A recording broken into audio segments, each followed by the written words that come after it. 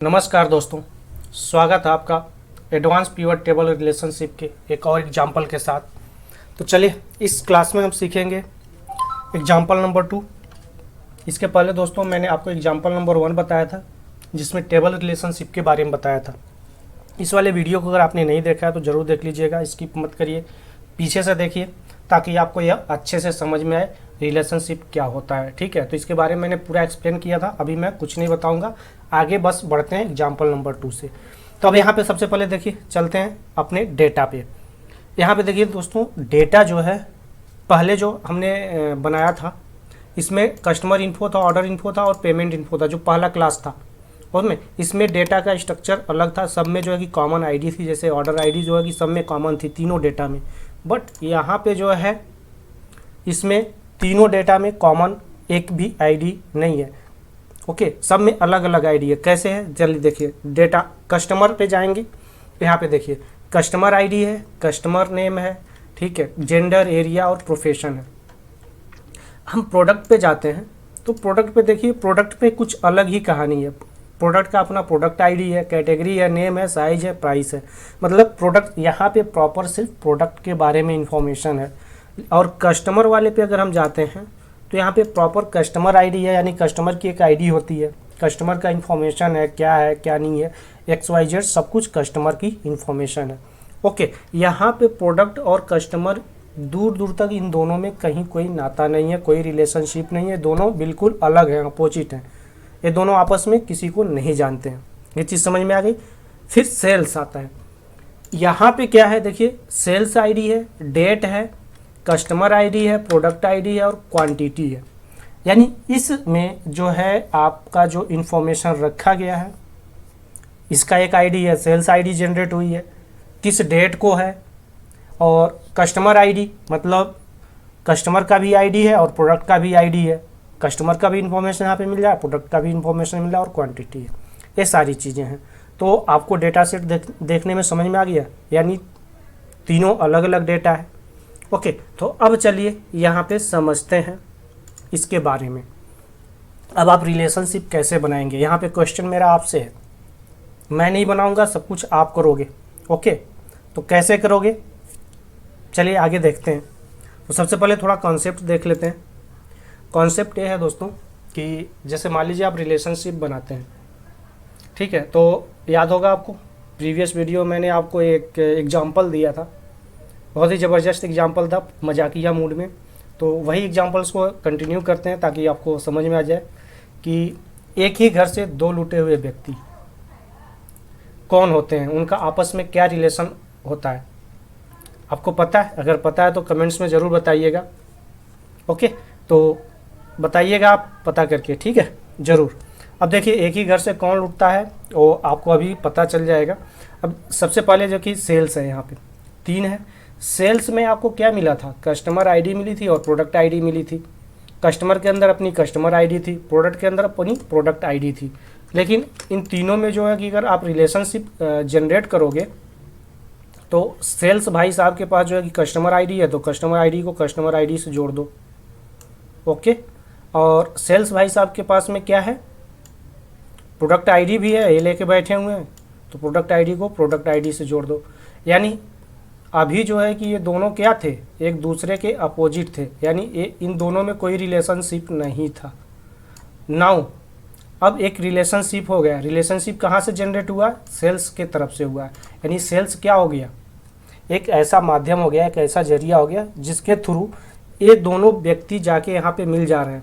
तो दोनों व्यक्ति जहाँ पे जाके मिलते हैं, दो व्यक्ति एक जगह, उन दोनों में क्या रिलेशनशिप होता है आप कमेंट्स में बताइएगा। ओके, अब चलिए ये चीज़ समझ में आ गई। तो अब हम रिलेशनशिप जो है कि क्रिएट करते हैं, क्रिएट करके देखते हैं। सबसे पहले आपको कहाँ पे जाना है, डेटा में जाना है। डेटा में जाके यहाँ से रिलेशनशिप क्रिएट करना है। तो कस्टमर पे लेते हैं, पहला जो डेटा हमारा, ठीक है। मैंने आपको वहाँ पे क्या बताया था फर्स्ट वाले पार्ट में कि जब भी आप रिलेशनशिप बनाएंगे तो आपका डेटा किस में होना चाहिए, शुड बी टेबल, यानी कन्वर्ट शुड बी टेबल में होना, तो टेबल में कन्वर्ट होना चाहिए, ठीक है। तो मैंने ऑलरेडी कर रखा है। चलिए ऑल्ट एन VT। अब हमें किस पे जाना है मैं आपको ये नहीं बताऊंगा, पीछे बता चुका हूँ। New add this data, to the data model. इसको टिक करना है या नहीं करना है? करना है। क्यों करना है? क्योंकि हमारे पास जो है कि मल्टीपल टेबल है, मल्टीपल सीट है, that's why. Okay, now you got this pivot table. Okay, अब पीवट टेबल में यहाँ पे देखिए जी तीनों आ गया। ओहो हो, टेबल 1, टेबल 2, टेबल 3। यहाँ पे तो कन्फ्यूजन हो रहा है भैया कि कौन किसका है, कस्टमर कौन है, प्रोडक्ट कौन है, सेल्स कौन सा है।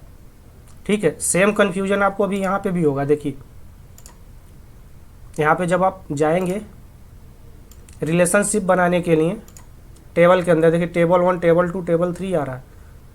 पहले जो हमने बनाया था तो वहाँ पे क्या आ रहा था, पहले वाले पार्ट में वहाँ पे नाम लिखा हुआ आ रहा था, यहाँ पे नहीं आ रहा है।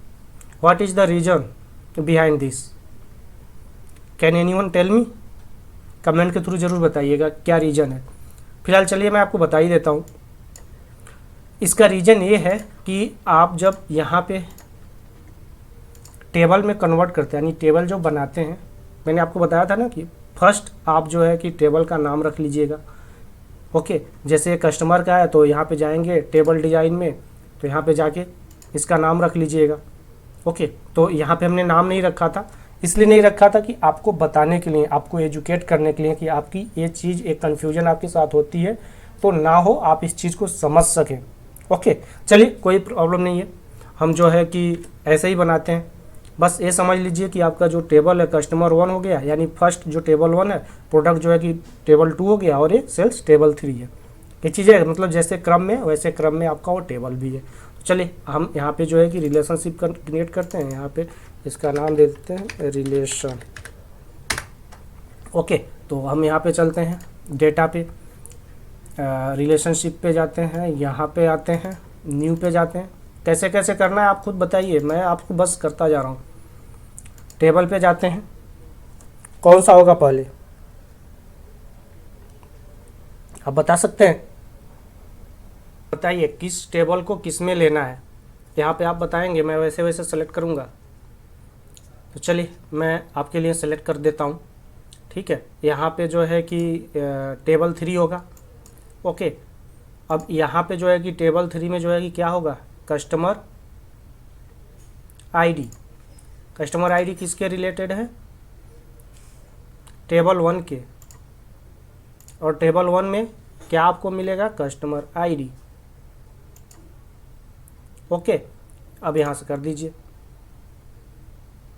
पहला रिलेशनशिप बन गया।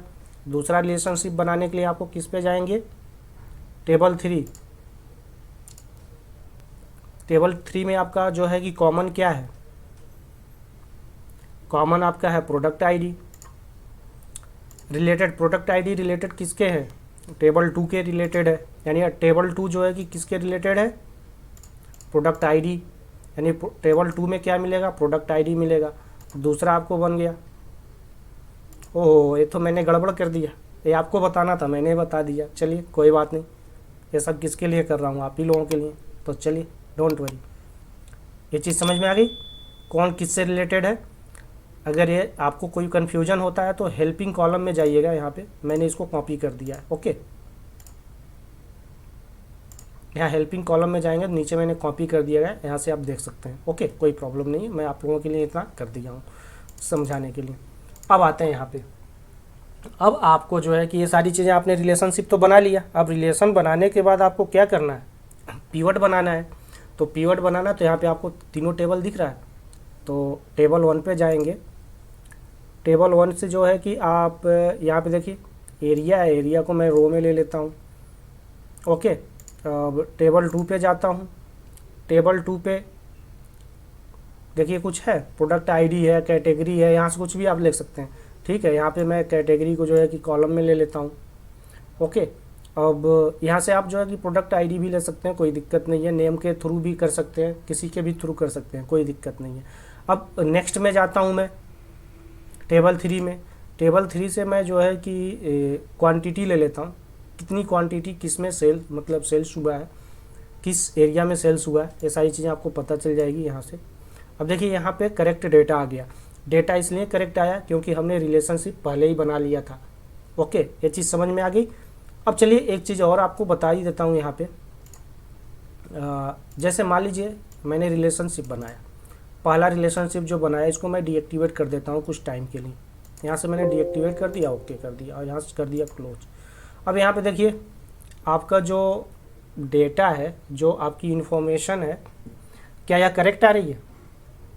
ज़रा गौर से देखिएगा, ध्यान से।